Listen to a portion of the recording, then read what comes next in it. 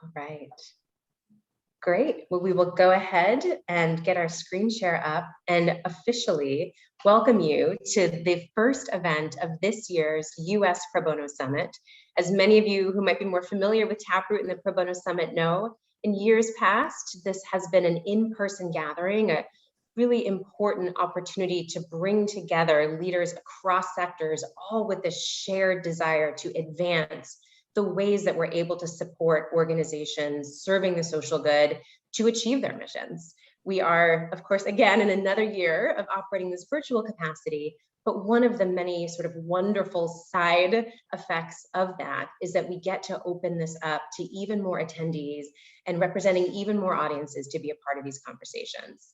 So with that, it's my real honor and pleasure to officially kick us off and welcome you here. I'm Lindsay Gruber. I'm the president and CEO of the Taproot Foundation. We have an extraordinary group of folks who are together with us today. But first and foremost, I want to thank our sponsors who have helped to make this possible, both with the funding they provide to ensure that all Pro Bono Summit events are always free to access for any participant and across any sector, and for helping to lead the way with their Pro Bono programming and work. So a big thank you to our leadership sponsors, PwC and RBC, for making today's event and all the other Pro Bono Summit events possible. Looking ahead for us today with our session on transforming impact through meaningful capacity building, we have a fantastic lineup representing perspectives and voices from across sectors, from across experiences, and from a variety of angles to this overall question of how we can actually engage in truly meaningful capacity building. What I want to set us up for today as we think about how we're going to dig into this is some context for what led us to this topic and what's bringing us here today. And I first want to start by just clearing the path for everyone on this call. We are going to try to not use jargon. We are going to question ourselves. We are going to poke and prod and push ourselves to think beyond the terminology, the common descriptions, the things that have begun, frankly, to lose meaning over time. Words like capacity building, even pro bono, so many other references and phrases that can sometimes lose meaning, and as a result, make it more difficult for us to engage in the candid discussions that can actually advance our understanding of how we can best achieve our missions in supporting organizations and advancing this critical work. So as you can see on the agenda today, we're going to make sure we start with some introductions to give you a sense of who we all are, why we are here today, and what we are looking to do through this discussion and through this opportunity together. You're going to have the chance to get some deeper dive perspective from the colleagues that I'll introduce here in a moment, as I mentioned, across sectors and across different roles and ways to contribute to this total picture of supporting organizations and advancing their mission. And then we're going to dig in with some questions. I have some questions I'll be posing to my co-presenters. We have the chat field open, and I want to highly encourage you to take advantage of it. Introduce yourselves, let us know where you're joining from, and start to put your questions in there. We'll make sure that we can pepper those throughout if they come up as we go with clarifying questions, but we'll also make sure at the end we can really dig in and bring those pieces together. So while we are virtual, we can at least bring some of that feeling of being in the room together for an intimate and candid conversation and bringing your perspectives and your questions and your insights to the table. So with that, I'm going to start with some introductions by first introducing the Taproot Foundation for those of you who might be new to us, who might be a first-time Pro Bono Summit attendee. We ourselves are a nonprofit organization, but with a focus on helping to make sure that other organizations serving the social good get access to the resources they need. And we do that through pro bono service. We do that by making sure that these key professional services like marketing, HR, IT, finance can be available for free to the organizations that need them to help make our society better and to help advance their missions. And we do that in a number of different ways, through our own programming that we run and deliver, through our online platform, Taproot Plus, that is always free and accessible to anyone who needs to use it for on-demand pro bono, and through our work with companies to help build and run pro bono programs, bringing as much of that support as possible to the sector. And then the additional piece that you heard me reference earlier is through the Pro Bono Summit and other similar campaigns and opportunities like Pro Bono Week to make sure that we are advancing the opportunity for this movement to take hold so that organizations can get access to what they need and when they need it to be able to achieve their missions. So I want to thank you for taking a step and being a part of this here today, being a part of the pro bono movement, helping to dig in and move us all forward in the way we can help organizations deliver what's needed to move us all forward collectively in our work. With that, I now have the pleasure of introducing some of the other colleagues you're going to hear from today. First, it'll be Renee Data, who is a longtime friend and colleague of nonprofits in both his capacity in heading up many important pieces of work with the Prudential Financial Foundation, but also his work across many other aspects of nonprofit support, CSR, and the like. Renee is the Director of Nonprofit Capacity and Learning at Prudential Financial. And I'm going to turn the floor over to him for a few minutes to give you some background and perspective about what capacity building, what investing in the support of organizations means to Prudential Foundation, and a little bit of background on one program in particular that we're going to be able to focus in on today for some learning through the accelerator. So Renee, I'm going to turn the floor over to you. Thank you, Lindsay, for that warm introduction. I am joining today from Doylestown, Pennsylvania. Very sunny and kind of chilly today. So as Lindsay mentioned, I come to this conversation with wearing different hats. First, I am a grant maker. So I work with the Prudential Foundation, and my portfolio's work, as she mentioned, is part of it is nonprofit capacity.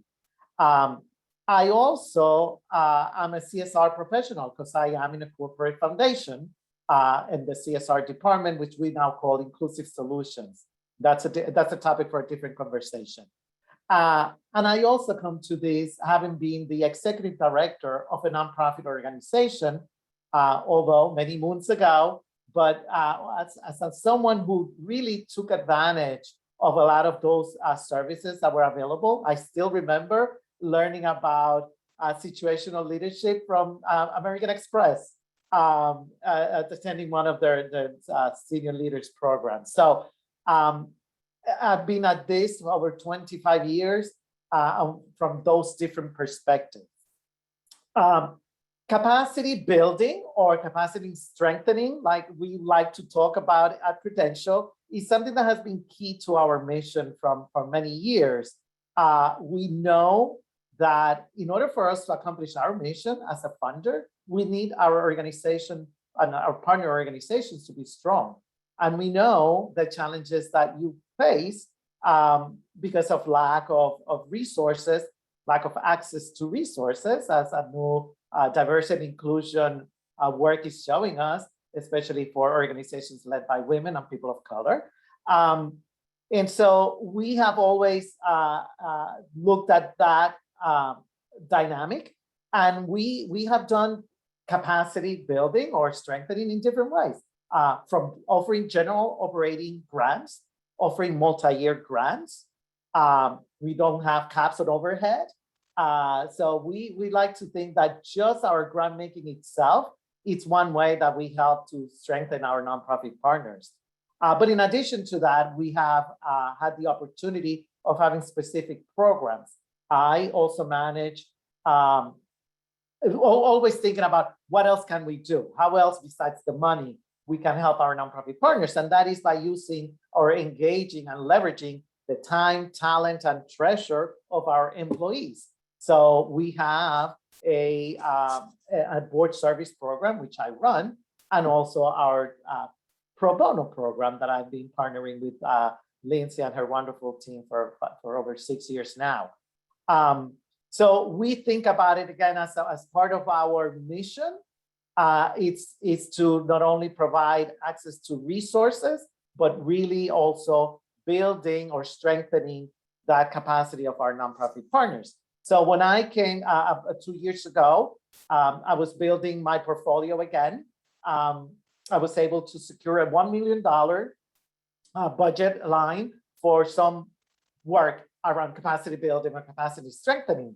And we'll talk about the details of the decisions that we made, but I knew that we wanted to do on a smaller scale, just as a pilot, something with a cohort model, really putting the needs of our nonprofit partners at the middle and building the program around it. And that program we called also called the Newark Nonprofit Capacity Accelerator.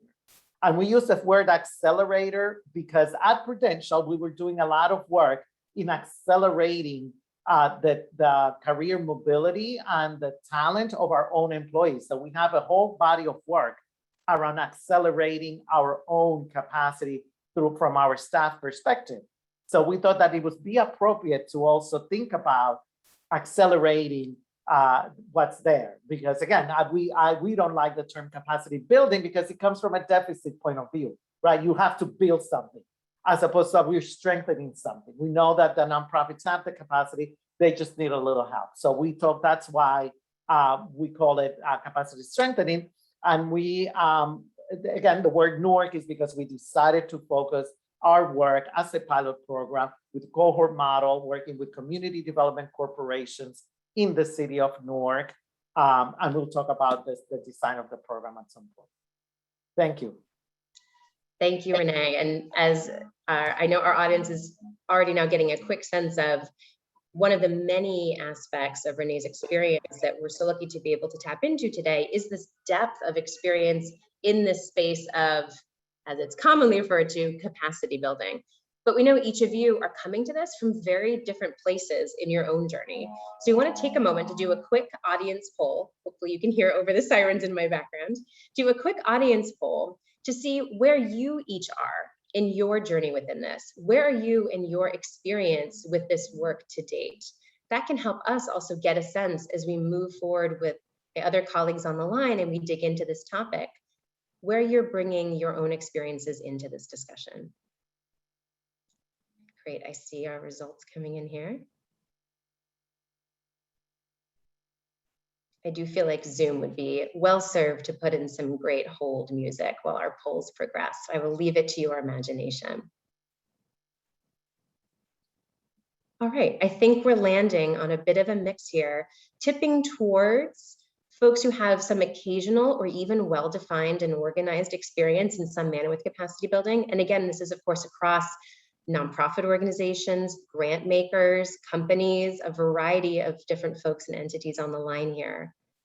And some folks earlier in their journey, exploring, hopefully in part through today's conversation in some way, and really just putting your toe in the water. So thank you to our 4 folks who don't have experience with this yet and are a part of today's conversation and move us forward. All right.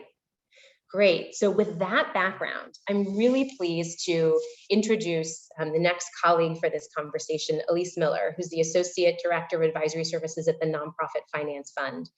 One of the core aspects of our cross-sector sessions for the Pro Bono Summit is bringing as many relevant voices and perspectives as possible to the table in order to make sure we can bring this holistic picture together in advancing our dialogue and advancing the conversation here. So I want to share the results to make sure everyone is able to see where we landed with our poll. Forgot you might not be seeing the live feedback as it was coming through. But you can see this mix here. And at least this, I think, gives you a sense, given the variety of roles that NFF plays in this equation, of where folks are as they're coming into this conversation. So with that, I will stop sharing the poll and I'm going to turn it over to Elise.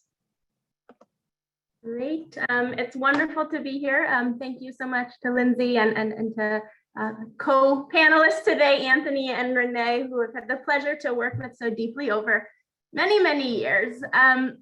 I'll start by giving a bit of an introduction to myself, to NFF, and then begin to get a little deeper into the Capacity Accelerator, NFF's role, and some sense into its structure and what it looks like, which is, I would say, as Renee mentioned, a new perhaps type of capacity strengthening initiative, really trying to draw from a lot of different experiences and fields, from pro bono work, from consulting work, from training work, and leadership development work as well. My name's Elise Miller, as Lindsay mentioned. I'm an associate director on our consulting team at NFF, and I am joining you from Cambridge, Massachusetts, where the weather is also a bit chilly today. but sunny. And NFF has been for the past year or so involved in really developing and coordinating this capacity accelerator that Renee described in very close partnership with a number of partners, including Prudential, including Taproot.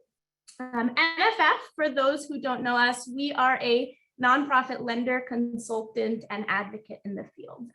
We've been around for about 40 years, really working to strengthen nonprofit organizations and improve the way money flows to social good.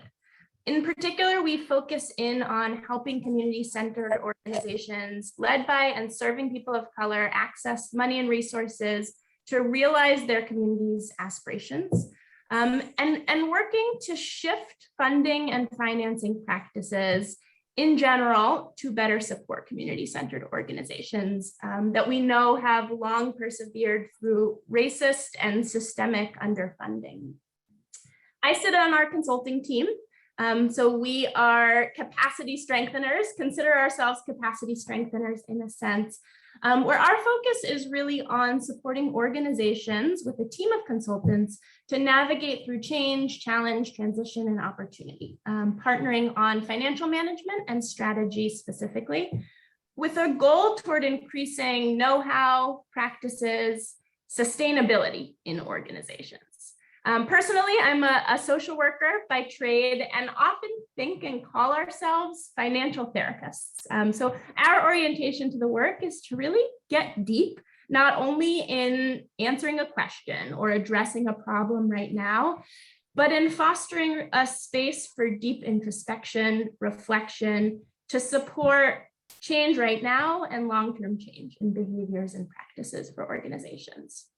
Related to the capacity accelerator specifically and our role, we've been working with nonprofits and funders across the country for a long time to design programs that don't just support and think about individual organizations or individual leaders, but really how can we support cohorts of organizations through a mix of different supports, workshops, training, peer dialogue, coaching, consulting. When we try to break down what capacity strengthening activities might look like, it's a really broad range. And we try to work with partners to assemble a set of services and supports that can best address needs and challenges on the ground. And in the capacity accelerator specifically, we do some direct consulting work, our bread and butter, financial management, strategy, and consulting.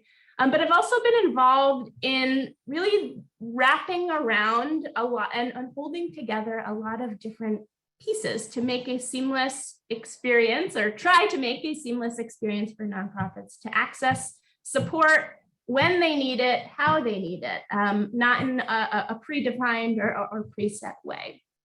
So we have partnered with a lot of other consulting and capacity building or capacity strengthening organizations to really build for about 6 months to a year, and then implement over a period of about a year and a half, a new capacity strengthening model. Just to give a tiny bit of insight, and then I know we're going to get a lot deeper here into what the capacity accelerator is and how it looks different. I often think of the capacity accelerator as like a capacity strengthening lunch buffet. There are a lot of different potential main and side dishes that are available to organizations, different consulting opportunities, different leadership training programs. There are utensils, very, very important, attached to the initiative. Dollars to really take advantage of and implement capacity strengthening activities. And NFF in many ways is kind of, I think of us as like a physical tray, working to hold all of these various pieces together in a cohesive way, making sure nothing is falling off the tray, that the proportions of each dish match what we're hearing organizations most need and most want.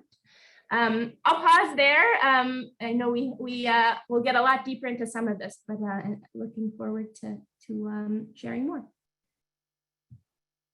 Thank you, Elise. And I'll avoid too many puns taking advantage of your lunch buffet, but I truly was about to say that that hopefully did whet the appetite for folks to know the range of ways that engagement can be structured, and that we'll start talking about in just a moment. First, I want everyone to have the chance to start to get to know Anthony Smith a little more, who's the executive director of the Lincoln Park Coast Cultural District, and brings such a profound perspective, both in his own executive position in running this organization and with the organization's experience in a variety of capacity building opportunities. So Anthony, would love to turn the floor over to you.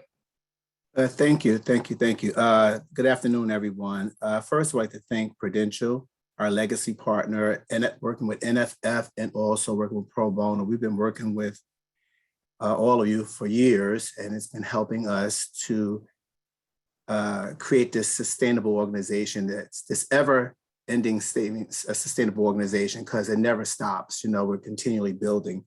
I need to kind of like step back for a minute and just kind of give you some context of who we are at Lincoln Park. Lincoln Park is a nonprofit organization located in the city of Newark. I'm Anthony Smith, native Newarker and executive director at Lincoln Park Coast Cultural District. Lincoln Park is a hybrid of place-based community economic development using the tools of creative placemaking or placekeeping with an overlay of arts and using culture as a way to solve some of the problems in our community. And we also came to the table as social justice activists. So it's really a crock pot of a lot of things that really make us, ignite us at Lincoln Park. Historically, Lincoln Park is one of the oldest and richest communities in the community. From the 30s to the 50s is where all the jazz clubs are located at, and all historical mansions and brownstones around Lincoln Park. Juxtaposed behind was where they called the Black Red Light District, but not like Amsterdam, but more with all the jazz clubs, and people came downtown. If you think of Kansas City, you think of Harlem, and other places, Chicago, Newark was the place to be. But post riots and industrialization, Newark, this area, took a fall.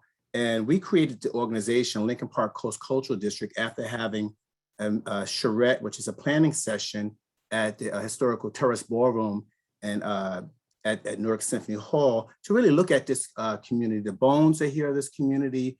It's the first community you see coming off the viaduct, coming into the city of Newark. And we felt that it was very important to really reset this community and reimagine what this community could be. We created the organization, Lincoln Park Coast Cultural District. And I have to break it from Lincoln Park 1.0 to Lincoln Park 2.0. 1.0, we were trying to be everything to everybody because the community had so many needs. And we were, in 1.0, we were able to accomplish a lot. We were able to build housing. We were able to create amazing arts and cultural programming. Somewhat, it's still a food desert, but we were dealing with it being a food desert, with having CSAs and growing our own food in our community, along with creating jobs, pathways out of poverty, or what I call economic empowerment. But what we realized, or what actually we were forced to realize when the market crashed in 2008, that we had to reset. The market hit us so hard that we really should have closed our doors down. And we did some mission drifting at that time, but we would stay fast and we continue moving forward.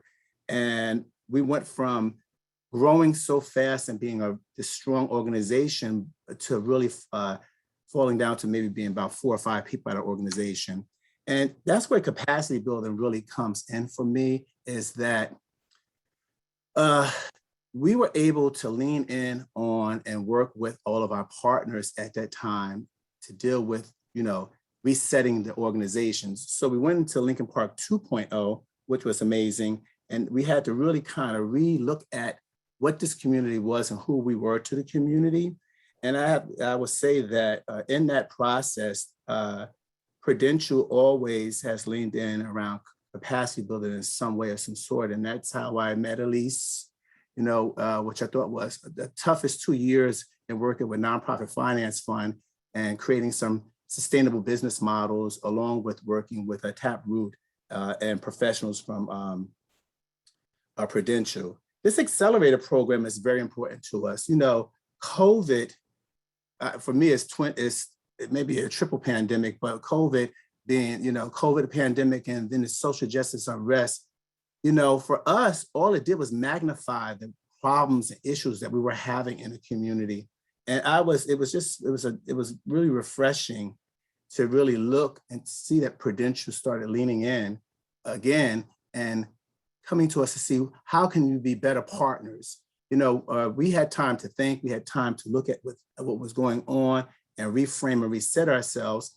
And we're not a direct service organization. We do projects in our community, like I said, housing, farming, arts and culture initiatives. But what happened is that we also had to pivot in order to serve our constituents. And that became very tough for us, but we were able to do so. Now, but Prudential came in with the accelerator program, which I thought was really amazing because, and we'll talk more deeper about it, because it gave us an opportunity. It's the first time in a long time that someone asked you, what do you need? You know, asking what do you need? I'm used to, you know, we're mission aligned, but these are the needs of, these are the needs of the foundation and we're fitting in with those needs. But when someone asks you, what do you need? It makes a big difference. And we needed a lot, you know, as a BIPOC-led organization with a constituency base of Black and Brown folks, traditionally, we're deprived and will always need support, whether it's human capital or whether it's just resources to be able to stand up our programs and continue with our mission and vision. And so we're very excited about being a part of this accelerator program. And I can go on a lot of details, but I'll wait for the question and answer because I can really unpack this on how valuable it has been for us, but also understanding and that our partner, it's not just the foundation being Prudential Foundation funding us, but being a partner with us, they understand our value proposition also and what we bring to the table. So for that, I'm very excited about that. Thank you, Anthony. And picking up on that now, we're going to start pulling back the curtain and digging in a little bit on what some of these core choices and decisions and challenges have been that we can all learn from in the way we can advance structuring this work, and using the accelerator as an example. So I have a number of questions I'm going to start digging in with. I also want to bring it back to our attendees as well. Take advantage of the chat field, start putting your questions in there, and we'll make sure we can bring that into the conversation. So I want to dive headfirst right into one of the many topics that I know we have talked a lot about as a group, both in the context of the accelerator program, but also in general, frankly, as professionals who each care a lot about the way this type of work can come to life and come to life responsibly and in a high impact way. And I want to pose a similar question to each of you. I'll start with you, Renee, to really get candid about some insights or thoughts you have regarding the challenging power dynamics that can exist with this type of support, and some thoughts about how design choices can help to minimize that, how you sought to do that with the design of the accelerator program. Sure. And the first step in addressing that issue is to recognize that there is a power dynamic, something that we are fully aware of. And again, as a former CEO of a nonprofit, lived that experience. So as Anthony mentioned, one of the first decisions that I needed to make as a grant maker was, who am I going to give this money to, right? I can spread the money around, give every organization some money, or buy some consulting work. And based on experiences that we've had, we realized that the power of putting the nonprofit at the center of this and building around it was one way of addressing that power dynamic. It's who is best poised to answer the question, what do you need and what is success? What does success look like for you? And so that was the approach that we took. So the first step as a grant maker was like, okay, I'm going to give this money to NFF and we'll figure this out. So for the grant makers in the audience, imagine going to your board, and it was $1 million over 2 years grant, saying, we know what we want to do, but we don't have all the details. And that was a leap of faith that we took because we knew our partners, NFF, but we also know our nonprofit partners like Lincoln Park and Anthony and his peers. So, so not knowing, working in that gray area, like we have a sense of what we want to do. We don't have all the details yet, was important for us. And like Anthony mentioned, the next step was like asking the question, what do you need? And that is where NFF came in and did all the heavy lifting in identifying all those needs. We also made a decision, again, based on this power dynamic. We know that, we think that leadership is important, right? And we also know that financial management is important. And those are two key core competencies that our nonprofit partners are always challenged with. So we brought together, besides NFF and their expertise in financial management and all that, we knew that we wanted to do something about leadership, providing leaders like Anthony an opportunity to grow as a leader. Because I know in the field that's sometimes hard. It's lonely at the top, as we know, and there are many resources out there, and also it's a heavy task for nonprofit leaders to take time off to build themselves, especially women and people of color. So that much we know. And for us, putting the nonprofit at the center was key to that dynamic. And Elise, NFF, as Renee referenced, is another core ingredient to all of this, and would love to have you elaborate a bit on the role that NFF played in this. Accelerator is the example, but then also within that, some of what you've recognized as some of the important choices and thoughtfulness that can also go into addressing that power dynamic potential that can sometimes unravel well-intentioned capacity building efforts.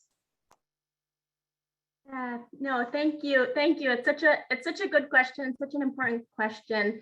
I think we have been so grateful to be stewards of this money, and that Prudential put trust in us in this, but I want to name that there's also a power dynamic in that. We are not an organization from Newark. I am a white woman. Our organization is now led interim by a person of color. We are changing our strategy, but we are not from Newark. We have spent a long time in Newark. I think that it is means, and what has been important to this is for also us as the coordinators of this initiative, our partners, to constantly be challenging our assumptions and saying, how can we, as Renee said, and I think we have all been aligned in this, make sure we're not leading with our assumptions about organizations, our experiences from the past, but what we are hearing directly right here and right now from nonprofits and from those that we are working with. And so I agree with Renee very, very much so, that I think a lot of what supported us in, and we're continuing to develop and evolve here in building some trust, and I don't want to say mitigate, making a power dynamic go away, but making sure that that power dynamic does not have an outsized presence, that it is not showing up in detrimental ways. A lot came back to the fact that we led with this co-design process. And so we built this first from conversations with nonprofits, not just about what do you need and what are your priorities in terms of financial management and fundraising, but also, like, how is your time best spent? What is most impactful? Is it group meetings? Is it peer dialogue? Is it consulting? Is it training? Does it prioritize senior leaders? Does it prioritize emerging leaders? And getting all of that out up front, we knew there wasn't going to be a one perfect unanimous structure for how we could build this, but that nonprofits are the expert in dictating this. And to the extent that, no, we couldn't as consultants or our funders dictate this. And so how can we make sure we're building in options for everybody that are truly responsive to what we're hearing right now? I think another big thing we haven't said a lot is a big part of the accelerator, half of the budget, and we've stayed toward half the budget, is passing through unrestricted dollars, recognizing that it takes time and effort for organizations to participate in capacity strengthening. There is a benefit, but there's also an opportunity cost. And what was really important here is that the accelerator was built on pairing capacity strengthening with direct dollars. So yes, partner consultants are supporting individual organizations on the ground, but the dollars are also needed to invest in systems, to subsidize leadership time, to implement ideas that arise in the capacity strengthening work. And what was, I think, also central to this in minimizing power dynamics is that these dollars were unrestricted, flexible. As we said a couple times, a funder or a consultant is never going to be the expert in what a specific nonprofit needs. And to me, unrestricted funding, general support is really what recognizes this, because it's allowing organizations to invest how they see fit, not with certain restrictions or certain parameters on it. So I think that is something that is really a core piece of the capacity accelerator, that capacity, not just training support and consulting support, but unrestricted dollars for organizations to directly invest in themselves. I know I'm not alone when I say that if we could see everyone on camera, I think we would all hope to see a lot of folks looking down and making note of that or typing that up right now, because it is such an important and additional ingredient to the total picture of how this work comes together and what it means to actually enable the sustainability of the impact of the support, and of that way that work can happen. And I should say, you know, with anything connected to the Pro Bono Summit and advancing this dialogue, and in particular, thinking about this session and this topic, one of our core objectives, as we had talked about together for folks joining us here today, is that each of you are able to walk away either saying, I hadn't thought of that before, or I hadn't thought of it in that way before. And that's part of what we're trying to uncover here in order to help enable folks who are on this line and ourselves as well to start thinking about these design choices and these opportunities in the context of everything that comes with them and the ways that those can positively or negatively impact the way well-intentioned work can come to life. So digging in and poking at the reality, even if it's sometimes unnamed, of the power dynamics are so key, as well as a lot of the other topics we're going to continue to touch on here. And with that, I want to turn the mic and folks' attention over to Anthony. You know, you've had many different experiences with forms of capacity building. I'm sure some that have been incredibly helpful, some that have probably fallen short.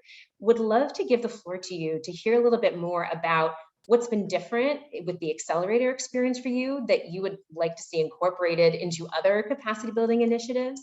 Or what are examples from other experiences that have missed the mark or have reinforced some of the challenging dynamics that you'd like folks on the line to be able to learn from today? Wow. So first, I'd like to say that I was a little suspect in the beginning because we've gone through this a lot with a lot of our funders. And so trust had to be at the center, Prudential trusting us, but we also trusting that we can have authentic conversations and to really be honest about, we have our boots on the ground. We're there every day seeing what's happening live. And that was very important to me. But so I wrote an open letter sometime in September of last year about BIPOC organizations and, you know, what the needs for BIPOC organizations. And I tell you, everything, the 6 things that I talked about, multiple year funding, general operating dollars, patient capital, you know, training, you know, one key thing that I really enjoy about this particular program is the fluid professional development. It's not just about me, it's about my whole team. And that is really important to have the whole team getting the skill and the technical skills that they need so that it helps to build our capacity, but also as an investment in the team. And it builds up their morale and also their commitment to the organization. Something that had never happened to me in this kind of way was the peer-to-peer. Now, I really enjoy being paired with a C-suite person from Prudential. He's the president of a global organization, a global company of Prudential. And what I did not realize, and he brought it right home for me, was that he has the same experiences that I have. And that was very helpful because as he's dealing with, of course, a lot more people than I'm dealing with and managing more people, but he helped me to really synthesize and look at some of the strategies that we have and helping me to walk through them based upon some of his best practices and some of the things that we, as we talk about that was very key. I like the training that's going to happen. At first I was like, oh my God, this is going to be every Thursday. I have to do this every Thursday for, all these months. But I realized after listening and going through other people from around the area, it's nice to hear other stories, other peers, even outside of Newark. Let's see what's happening outside of Newark and sharing the best practices and also formal networking and forming new relationships. This whole program for me is refreshing. It's refreshing to have this program, and I think all of our team members are very excited about it. So every area in which you offer it up, and we've had a long running history with NFF, and I didn't realize we were going to come back to having another round with you, Elise, but I'm glad we are because it takes time to build out. It does not happen overnight. You can say, okay, I have this model. We did Lincoln Park 2.0, and now we have this strategy, but you have to build the model out. It's almost like audience development. It takes a while. So it's great to be able to circle back, have more time to really tease out these models as we become successful in the work that we're doing in the community. So I guess I'm speaking a lot of, saying a lot of accolades that this is a unique program. This is new. This has not have been the relationships that I've had with working with foundations. So it's refreshing, and I feel valued as a nonprofit organization, and that's very important. Thank you for that. So Lindsay, I don't know if it would be important to explain a little bit of the different aspects of the program that Anthony just mentioned. Yes, please. I think that'd be great for folks to really get a sense of what those pieces are that are making the difference that he's referencing. Thank you. So again, the decisions we made were, let's find out what the needs are, and then let's bring together some of the experts in the area that we know. Again, power dynamics, the ones that we think are doing a great job in this. So NFF to do financial management. In terms of leadership development, again, my experience found this organization called the Institute for Nonprofit Practice. They do leadership development training for nonprofit leaders at different levels, senior leaders, emerging leaders. Love the social justice lens to their work. And so we brought them to the table, and our nonprofit leaders have an opportunity to apply or recommend leaders to attend this program. So Anthony is attending the program. One of his staff members is attending a different program with INP.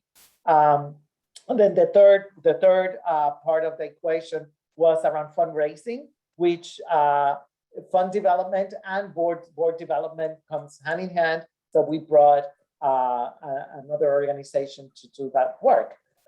But in addition to that, I mentioned that I wanted to leverage Prudential's talent. So what Anthony was talking about is we have a training, an executive development program for the next round of very senior leaders at Prudential. These are going to be the next head of HR, the next CFO, the next strategy person.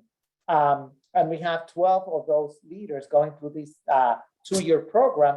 So we decided to ask them to be part of this accelerator, and we matched them with senior leaders of the organizations and some of the, not necessarily senior leaders, some of members of the organization. So Anthony was matched with one of these very senior leaders. And we're not calling it coaching, we're not calling it mentoring, we're calling it just a partnership.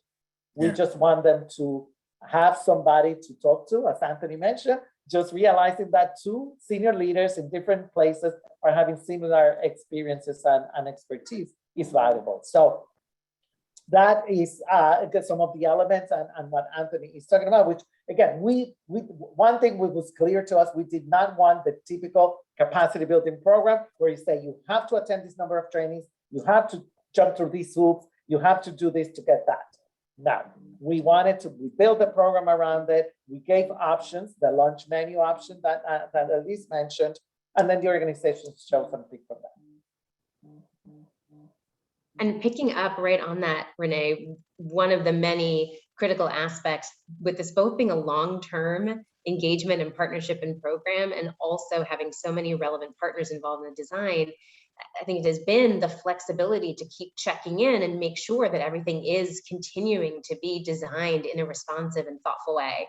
And I know Elise, NFF has played a really important role in that. Can you elaborate for our attendees a bit on what you see as some important ways to be able to be responsive to those needs that might arise over the course of a longer term program like this, and how to build in enough flexibility to right size things in ways that really can be truly oriented around the needs of the organizations and the leaders?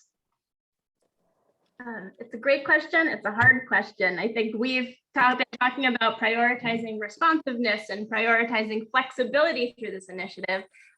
What also gets challenged in that is simplicity, and there's a lot of uncertainty built in.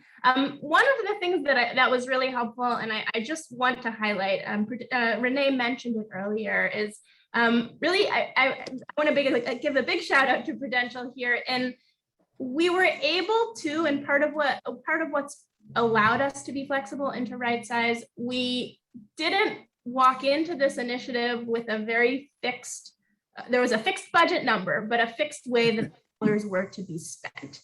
There were some ideas we put forth based on what we heard in some of those early conversations, but from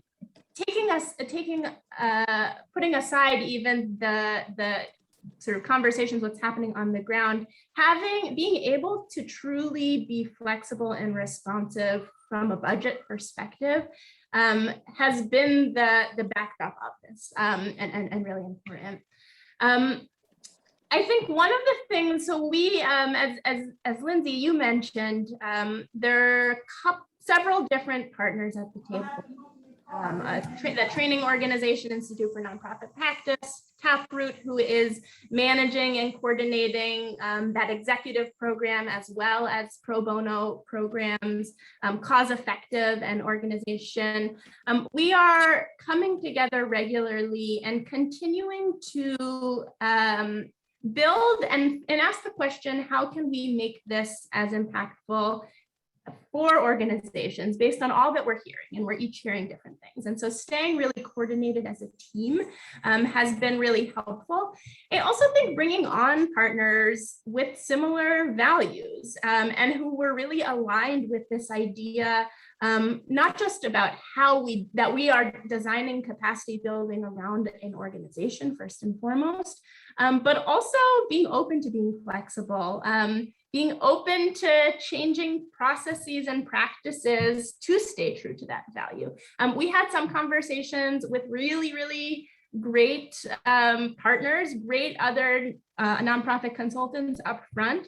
And sometimes it wasn't a match, not because the services that they offer weren't great and wouldn't be super impactful, but because there wasn't necessarily that space for flexibility. I'm not knocking other organizations, but organizations are each in a different place with different priorities. The last thing I'll say on what I think was helpful in the flexibility, at least I attribute to it, is we led a lot of our conversations with organizations, both early conversations to design the initiative and then conversations to scope the work across many different partners. We led with a focus on the why of capacity building, not the what of capacity building. And that why can only be informed by organizations, but we weren't coming in to say what is the specific training or the specific consulting consultant that you want, as much as sort of what are those priorities, what are those goals, and that said, understanding that whole context of an organization before working together in close collaboration to build a work plan that could be most responsive to needs, leveraging on the expertise of all of the different partners or some of the different partners for organizations. So it's not easy. It's taken a lot of time, a lot of energy across NFF, certainly, Prudential, certainly, all of the partners, and we've been grateful for it, but I think has been really key to building a new type of program. I know we are coming up close on time, and I do want to make sure we have the chance to speak to a few of the broader chat questions that have come in about getting access to this work. But Renee, ahead of doing that, and I'll try to have this stay tweet length to some degree, if possible. A question came directly into me that I want to pose back out to you as a grant maker about what personally and professionally brought you to be able to see the need for and the potential behind investing in this work, and what you'd say to others. That's a lot of pressure to put on you to answer in a sentence or two, but I know you're up for it. Would love to plant that seed. Yeah, I lived through this personally. You know, as a very young executive director, I remember taking advantage of one training to learn how to write proposals that was offered through another national organization. And so I got good at it because of that training, and that transformed my organization. We were able to grow and bring more money and bring more services. So this was personal to me, from knowing the challenges that there are in accessing quality programs like this. So I came to it from a personal perspective. But Prudential, this is part of, like I said, part of our mission. We know that we're not just about writing checks. So as a funder, we've always looking at what other ways can we help our nonprofit partners. And as we're talking about, leveraging Prudential's talent is another one. And bringing just that total picture, of resources to the table, and recognizing the unique role that each one of the types of resources that you've all cited over the course of this conversation can have in advancing an organization and its leadership is so appreciated, I know, by all of us in the field and folks on the line here today.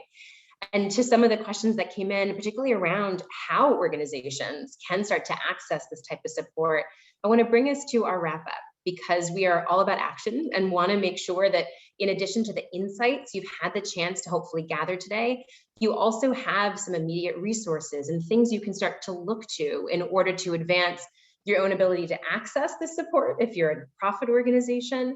As a grant maker, thinking about examples that you can leverage from some of the colleagues on the line today, and digging in around some of the other opportunities to think about how this can come to life in a pro bono manner. So you can see as our first bullet here, if you go to the Taproot Foundation website to the events section, you have the chance to see a number of upcoming events, including some of the additional sessions coming up as part of the Pro Bono Summit, which include an upcoming session about tapping into one's board as a way to really get access to and support around effective pro bono. So definitely a key piece there. For our nonprofits on the line, taprootplus.org is always open and always accessible for you, free to be able to get in and get access to the type of pro bono consultation or projects you might need. So if anything you heard today speaks to a need you have, that is always an accessible option and something we're dedicated to keeping accessible in that way. And for other folks from across sectors on the line, keep your eyes open for the recording that we'll send in a follow-up email so you can come back to some of the greatest hits from some of the pieces you heard during today's call, and have the chance to follow up if there's a good opportunity for you to dig in and to learn a little more from some of the examples that we have here. And then lastly, I'd say each of you on the line today are here because something about investing in the ability to support organizations and achieving their mission has resonated with you. So Taproot is here as a partner in the field to be able to work with you and help you find ways to bring that to life. And everyone else on the line here today is here because of wanting to value and appreciate the work that's needed to truly bring transformational impact to life. So thank you to all of you who are here today. Thank you to Elise, to Renee, and Anthony for the work you do every day and for being so open and being able to share with candor some of your own experiences and insights from what has worked well in the great examples of our work together and what's helpful to learn from as we all endeavor to make sure that more organizations serving the social good get access to what they need to thrive and to achieve their missions. So thank you again. Thank you to everyone on the line. We look forward to sending our follow-up message and hopefully to many more opportunities to drive impact together.